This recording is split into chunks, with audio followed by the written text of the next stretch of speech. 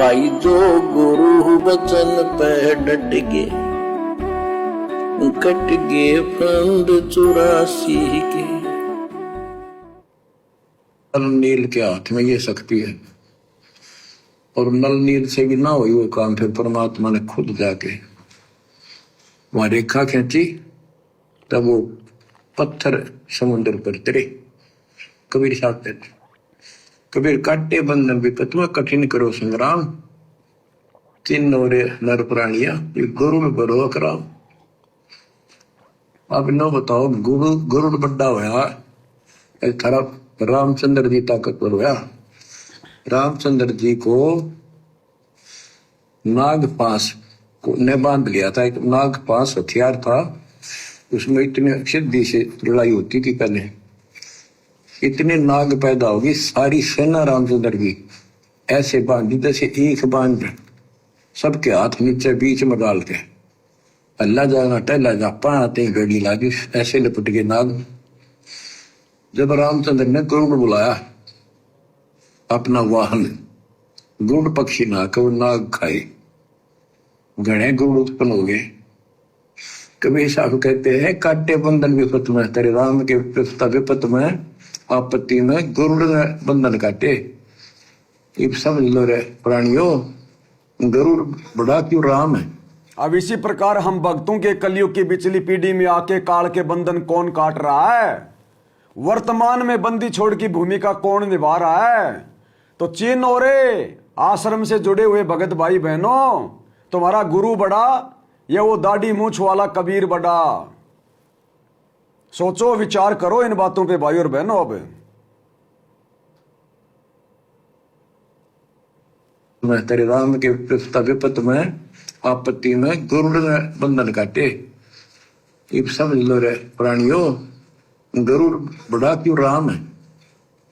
गोवर्धन श्री कृष्ण ने धारो, द्रोणागिरी हनुमंत, और शेष नाग तुम कह तो सारी सृष्टि ठारा। फिर इनमें को भगवंत, क्या ये लक्षण है तुम्हारे भगवानों के। हाय हाय, एक ना भूला दो ना भूली, भूली सब संसारी। मेरे साथ दो भाई, मैंने सब जग दिला पाया। तो बच्चों, अब आपको इतना विश्वास हो जाना चाहिए कि जो ज्ञान भगवान ने दिया, आंखों देखे संतों ने बताया, वो गलत नहीं हो सकता। जो ज्ञान भगवान ने दिया और आंखों देखे संत ने बताया, तो आज हमें कौन दे रहा है ये ज्ञान। साहिब ने भेद दिया सब खोला अपनी सतलोक राजधानी का। कौन कर रहा सत्संग, कौन है आज तत्वदर्शी संत, कौन बता रहा उन महापुरुषों की कथाएं, धर्मदास की, गरीबदास जी की, वर्तमान में भक्तों के इंटरव्यू, भक्तों के अनुभव 1994 से कौन बता रहा है। तो कौन हुआ फिर परमात्मा, कौन हुआ फिर भगवान वर्तमान में। अब आपको इतना विश्वास हो जाना चाहिए कि जो ज्ञान भगवान ने दिया, आंखों देखे संतों ने बताया, वो गलत नहीं हो सकता। इसके अतिरिक्त अपने को जो सुना, अपने को सुनने को मिला था, वो कति लोक वेद दंत कथा सारा झूठ थी। ये सब स्पष्ट हो गया। तो अब क्या कहते हैं, समझा है तो सिर दर्पा बहोर नहीं रे, बहोर नहीं रे ऐसा था। भक्ति के बिना ये प्राणी कैसे दुख पाता है, इस अनमोल जीवन को कैसे नष्ट करके चला जाता है, उसके बाद इसको कितना कष्ट उठाना पड़ता है। वो संत गरीबदास जी अपनी अमर वाणी में बहुत जगह बताते हैं। बच्चों ध्यान दो, लगन लगाओ। क्या कह रहे गुरुदेव। बच्चों ध्यान दो, लगन लगाओ। गुरु से लगन कठिन है भाई, ये लगन ही तो कठिन है। अगर ये लगन लग जाए अपने गुरु में, तो गुरु तो सेकंडों में काल का फंदा काट दे, सेकंडों में आत्मा को निर्भय कर दे, अपने हस्ताक्षर मार के छोड़ दे कि ये मेरा हो गया। अब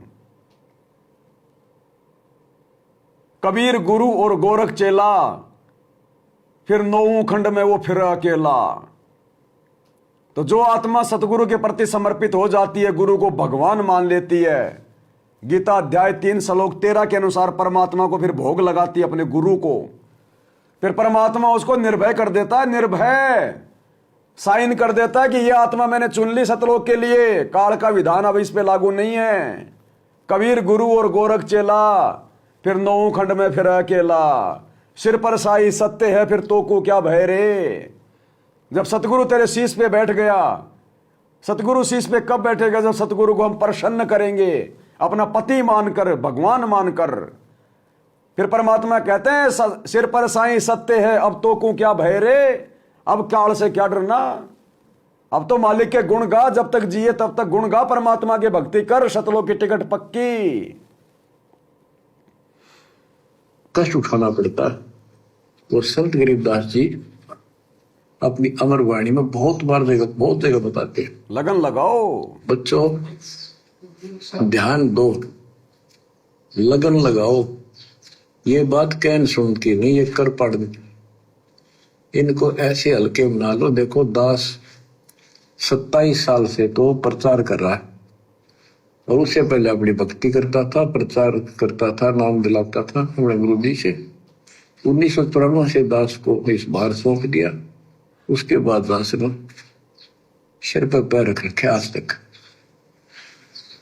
तो यह बात दास के खटकी जो गरीबदास ने वाणी बता रखी। साहिब से चितला ले रे मन गर्भ गुमानी, ए मन अहंकारी, तो परमात्मा में ध्यान लगा। परमात्मा भाई ध्यान किस में लगाना? क्या कहा गरीबदास जी ने? साहिब से चितला ले रे मन गर्भ गुमानी। साहिब कौन? अब साहिब का नाम सुनते ही हम देखेंगे कबीर जी दाढ़ी मूछ वाले। साहिब से मन लाले रे मन गर्भ गुमानी। साहिब यानी परमात्मा से मन लगाने के लिए कहा जा रहा है। और गुरु जी क्या कह रहे हैं? गुरु से लगन कठिन है भाई। अरे तो परमात्मा से लगाएं या गुरु से लगाएं? फिर ये तो दोगली बात हो गई। गुरु जी तो कह रहे हैं गुरु से लगन कठिन है भाई, लगन लगे बिन बात न बनती, जीव परलय हो जाई, गुरु से लगन कठिन है भाई। और गरीबदास जी कह रहे हैं साहिब से मन लाले रे मन गर्भ गुमानी। तो ये तो दोगली बातें हो गई। अब बताओ, साहिब यानी परमात्मा, वो दाढ़ी मूछ वाला, और गुरु यानी हमारे गुरु जी।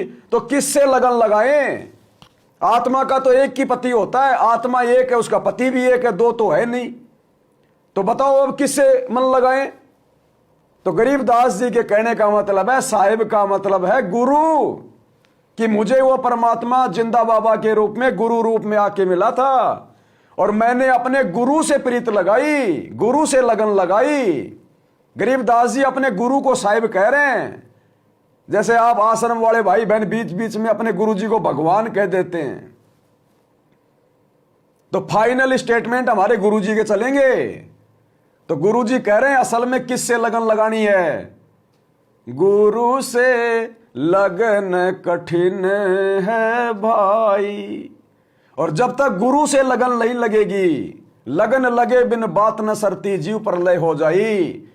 अगर गुरु से लगन नहीं लगी तो जीव ये प्रलय में चला जाएगा, जन्मेगा, मरेगा।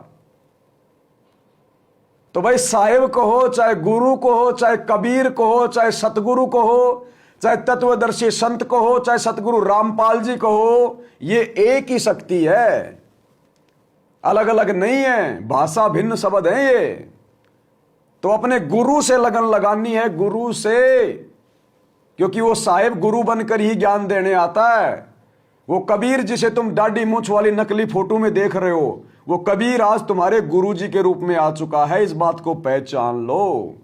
भाई जो गुरु बचन पे डट के, कट गे फंद 84 के, कट गे फंद 84 के, कट गे फंद 84 के।